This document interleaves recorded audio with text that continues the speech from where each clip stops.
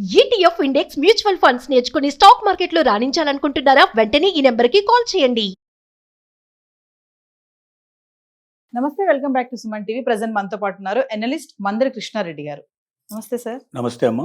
Sir, post office schemes గురించి మనం చాలా మాట్లాడుకున్నాం సార్. ఇది ఒక స్కీమ్ ఏంటంటే ఆర్డి, రికరింగ్ డిపాజిట్ స్కీమ్ గురించి మాట్లాడుకుంటే రోజువారీ ఒక 200 కనుక మనం ఆదా చేసుకుంటే 10 లక్షల వరకు పొందొచ్చు అని చెప్పేసి అంటున్నారు. ఒక్కసారి వివరాల్లోకి వెళ్తే, అంటే రోజు 200 అంటే మంత్లీ ఎంత వస్తుంది, మరి మెచ్యూర్ టైంకి ఎంత వస్తుంది, పీరియడ్ ఆఫ్ టైం ఎంత ఉంటుంది, ఒకసారి వివరాలు. మనిషి దగ్గర ఉన్న ఆదాయం భారతదేశంలో పొదుపు చేసిన డబ్బుని ఎక్కడ మదుపు చేస్తే, అంటే ఎక్కడ పెట్టుబడిగా పెడితే మనకి ఎక్కువ ఆదాయం వస్తుందని ప్రతి ఒక్కరు కింది స్థాయి నుంచి మొదలు పెడితే పై స్థాయికి దాకా ఇదే ఆలోచనలో ఉంటారు.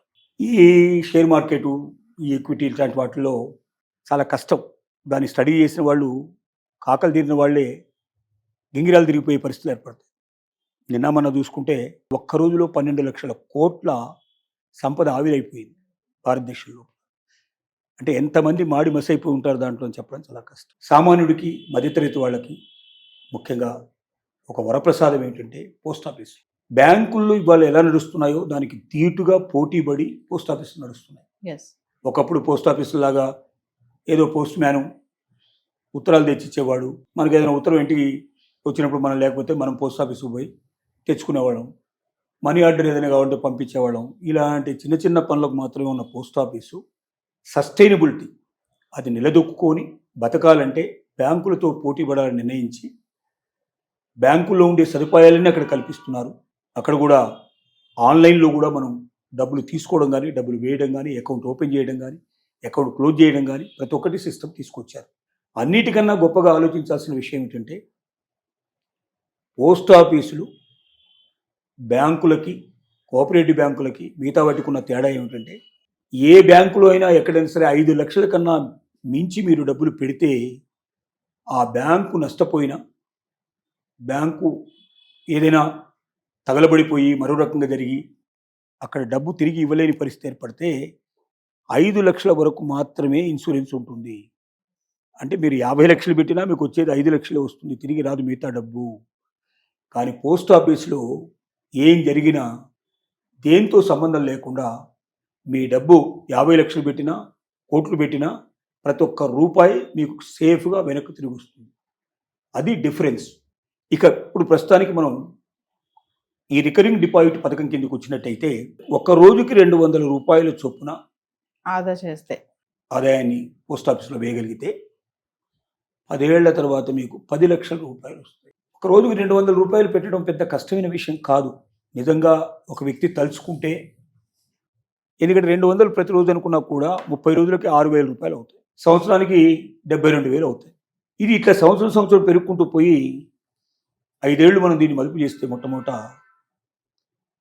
సుమారుగా 6.7 వడ్డీతో పాటు 6.7% వడ్డీ ఇస్తారు. దీనికి చక్ర వడ్డీ కూడా లెక్క కడతారు. అంటే ప్రతి 3 నెలలకు ఒకసారి వచ్చిన వడ్డీ మీద మళ్ళీ వడ్డీ లెక్క కడతారు. ఇలా వేసుకుంటూ పోతే 4,28,000 వస్తుంది. 5 సంవత్సరాల లోపల 4,28,000 వచ్చింది.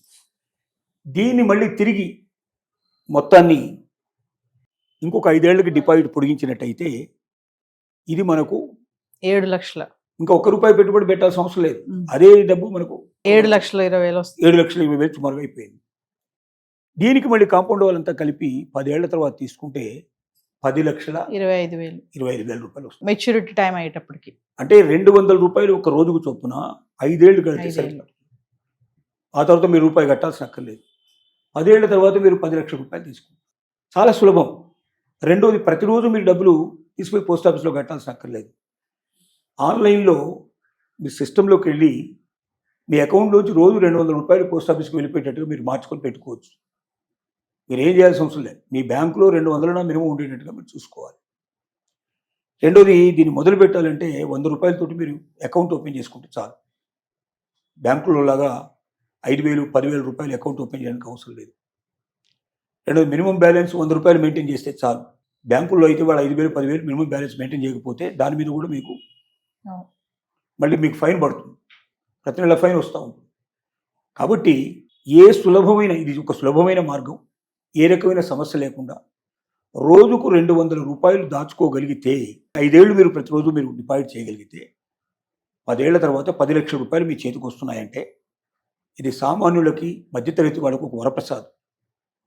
ముఖ్యంగా పిల్లల చదువులకు కానీ, లేకపోతే పెళ్ళిళ్ళకు కానీ, ఉద్యోగాలకు కానీ, ఇల్లు కట్టుకోవడానికి కానీ, ఇట్లాంటి వాటికన్నిటికి ఉపయోగపడుతుంది. ఇది 200కే పరిమితం కాదు. కావాలంటే 200 దాటి కూడా ఎంతైనా కట్టుకోవచ్చు. మన దగ్గర ఎంత శక్తి ఉంటుందో కట్టుకోవచ్చు. రోజు చొప్పున మనం వేసుకుంటూ పోతే సరిపోతుంది. ఒకవేళ ఇది ఎమర్జెన్సీ వచ్చి మనకు డబ్బులు కావాలన్నా కూడా Yes. 3 ఏళ్ల తర్వాత ఈ డిపాజిట్ మనం క్యాన్సిల్ చేసుకునే అవకాశం ఉంది. అలా క్యాన్సిల్ చేసుకుంటే మనకు వచ్చే ప్రయోజనాలు తగ్గుతాయి, కానీ మన డబ్బు మనకు సేఫ్గా వస్తుంది. అప్పటిదాకా వడ్డీ ఎంత అయిందో లెక్కేసి ఆ లెక్క ప్రకారం మన డబ్బులు ఇస్తారు. ఎస్. కాబట్టి ఎమర్జెన్సీ ఉంటే కూడా మీ డబ్బులు మీరు వాడుకోవడానికి మీకు అవకాశం ఉంది. ఏ రకంగా చూసినా ఉత్తమమైన పథకం ఇది. ఈ పథకాన్ని ప్రతి ఒక్కరు ఫాలో అయితే మంచిదని మనం వారికి ఇన్ఫర్మేషన్ ఇస్తున్నాము. Thank you.